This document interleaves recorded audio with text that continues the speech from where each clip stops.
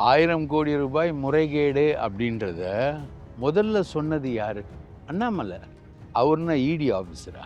இப்போ செந்தில் பாலாஜி அவங்களுக்கு கண்ணில் இருக்கக்கூடிய துரும்பு.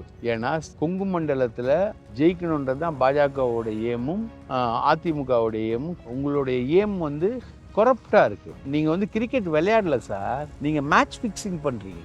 இப்போ ஃபஸ்ட்டு செந்தில் பாலாஜியை ஃபிக்ஸ் பண்ணுறாங்க, அடுத்து மூர்த்தியை ஃபிக்ஸ் பண்ணுவாங்க, மூணாவது ஏவாவேலுவை ஃபிக்ஸ் பண்ணுவாங்க, அதுக்கப்புறம் கேஎன் நேருவை ஃபிக்ஸ் பண்ணுவாங்க. தேர்தல் காலம் வர்றதுக்குள்ள தொடர்ந்து மினிஸ்டர்களை அமலாக்கத்துறை மூலமாக ஃபிக்ஸ் பண்ணிக்கிட்டே இருப்பாங்க, ரெய்டு நடத்துவாங்க.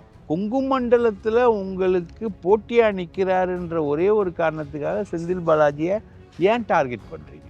என் கேள்வி என்னன்னா, அதிமுக அமைச்சர்கள் இருந்தாங்கல்ல, வேலுமணி, விஜயபாஸ்கர், எடப்பாடி, தங்கமணி, எல்லா மணிகளும் இருந்தது இல்லையா? இவங்க மேலெல்லாம் ஸ்டேட் கவர்மெண்ட் போட்டிருக்க எஃப்ஐஆரு டிஸ்ப்ரப்போர்ஷனேட் வெல்த் கேஸில் ஏகப்பட்ட எஃப்ஐஆர். விஜயபாஸ்கர் மேலே புகார் கொடுத்து அந்த புகார் மேலெல்லாம் கவர்னர் உட்காந்துருக்காரு. இப்போ வேலுமணி அதை விட மோசமான ஒரு கல்யாணம், 7 நாள் கல்யாணம் நடத்தி முடிச்சிருக்காரு. கல்யாணத்துக்கு வந்தவங்களுக்கு, யாராவது கல்யாணத்துக்கு வந்தவங்களுக்கு காசு கொடுத்து பார்த்துருக்கீங்களா? கல்யாணத்துக்கு வந்த ஒவ்வொருத்தருக்கும் 4000 ரூபாய் கொடுத்துருக்காரு வேலுமணி. தாவயக்காக்கு என்னன்னா, திமுகவுக்கு சாதகமான வாக்குகள் எல்லாத்தையும் உடைக்கிறது தான் விஜயோட அசைன்மெண்ட். ஊழல்னா ரெண்டுமே ஊழல் தான் சார், அதில் எனக்கு மாற்று கருத்தெல்லாம் கிடையாது. நமக்கு செந்தில் பாலாஜி வேண்டப்பட்ட ஆளும் கிடையாது, வேலுமணி எதிரும் கிடையாது, எடப்பாடி எதிரும் கிடையாது. ஊழல் ஊழல் தான். பட் கொஸ்டினே ஊழல் இருக்கா இல்லையான்றதெல்லாம் கிடையாது.